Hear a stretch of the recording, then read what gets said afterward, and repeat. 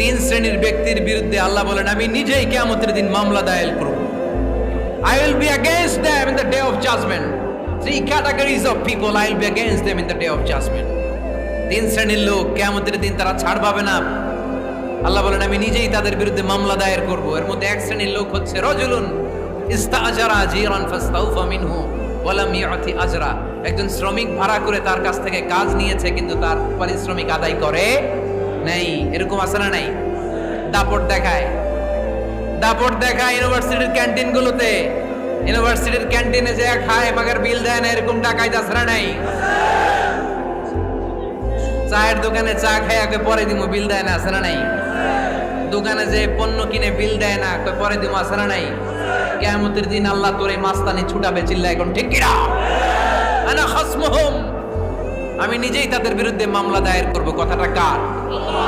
এজন্য বিশ্বনবী বললেন খবরদার, মেহনতি মানুষ, খেটে খাওয়া মানুষ, এদের দোয়া কবুল হয়ে যায়।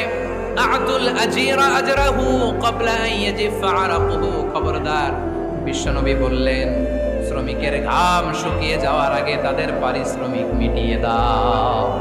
বিশ্বনবীর বিখ্যাত হাদিস, আতুল আজিরা আজরাহু ক্বাবলা আন ইয়াজিফা আরাকুহু।